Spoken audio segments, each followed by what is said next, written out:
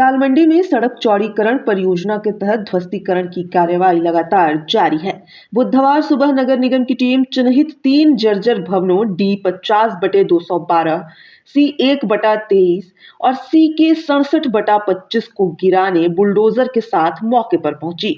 हालांकि भवन स्वामियों द्वारा रजिस्ट्री के लिए सहमति जताने पर उन्हें मकान खाली करने के लिए कुछ समय की मोहलत दे दी गई।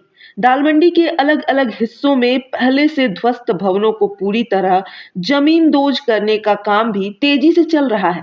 रमजान और होली के मद्देनजर काम रुकने की चर्चाओं के बीच PWD एक्सियन के सिंह ने साफ कर दिया है कि परियोजना पर कोई ब्रेक नहीं लगेगा।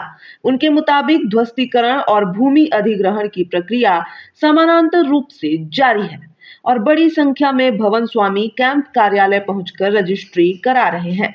प्रशासन का कहना है कि तय समय सीमा के भीतर सड़क चौड़ीकरण परियोजना को हर हाल में पूरा किया जाएगा।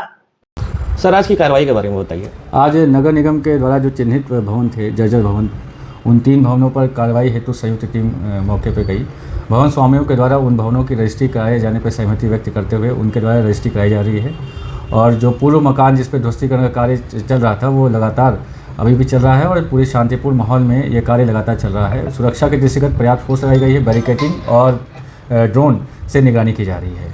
सर, ये नए भवन थे कि पुरानी लिस्ट वाले भवन थे? ये जो पुरानी लिस्ट थी उसी के ये भवन थे और इन पर आज कार्रवाई किया जाना था, लेकिन भवन स्वामियों के द्वारा रजिस्ट्री कराई गई है और इसके आगे की कार्रवाई की जाएगी। सर, काफ़ी चर्चा चल रही थी कि रमज़ान और होली के त्यौहार के मद्देनज़र कार्रवाई स्थगित की जाएगी, उसके बारे में क्या है? जो कार्रवाई चल रही है वो लगातार चलती रहेगी। नए भवनों की रजिस्ट्री हो रही है, जैसा कि PWD के द्वारा बताया गया कि अब तक 40 भवनों की रजिस्ट्री हो चुकी है। शेष कई भवन हैं, लगभग 30 से 40 भवन जिनके डॉक्यूमेंट सबमिट किए गए हैं, उनकी भी शीघ्र रजिस्ट्री करा दी जाएगी।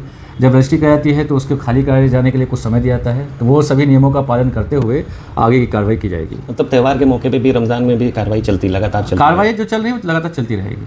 अच्छा सर, मीडिया के लिए कोई नई एडवाइजरी है? अभी भी उनके लिए कवरेज के लिए मना किया गया है? नहीं, मना किसी को नहीं किया गया, बस उनकी सुरक्षा को देखते हुए एडवाइजरी जारी की गई थी। कई भवन एक साथ टूट रहे हैं, अभी भवनों की संख्या और बढ़ती जा रही है।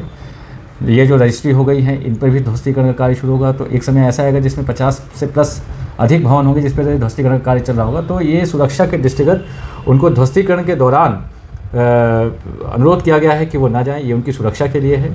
तो ये एक एडवाइजरी है और एक ये सुरक्षा के दृष्टिगत उनसे अनुरोध किया गया था।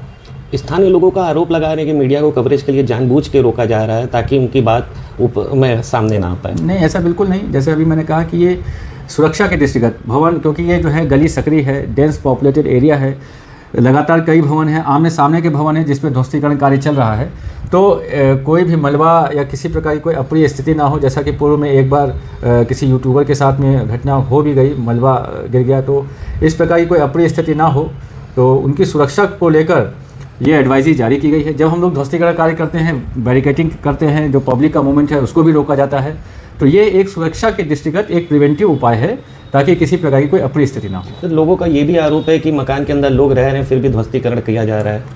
इस बारे में जो नगर निगम से वार्ता की गई उनके द्वारा बताया गया कि 2 उनके द्वारा कार्रवाई की जाती है, धारा 331 और धारा 334।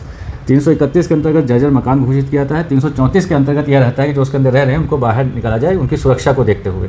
तो ये नगर निगम के द्वारा विधिक कार्रवाई की गई है, धारा जो 331 और 334, जैसा कि संबंधित विभाग के द्वारा बताया गया, तो उन नियमों के तहत ही कार्रवाई की गई है और सभी जो विधिक प्रक्रिया है उसका पालन किया गया है। सर, एक आखिरी सवाल, लोगों का ये भी आरोप है कि मीडिया से बात करने नहीं दिया जा रहा है, कोई अगर से मीडिया में अपनी बातें रखना चाह रहा है तो पुलिस द्वारा उठा लिया जा रहा है।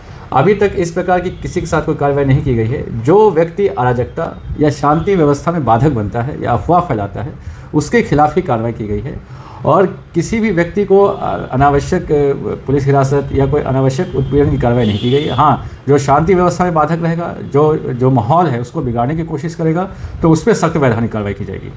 Thank you sir.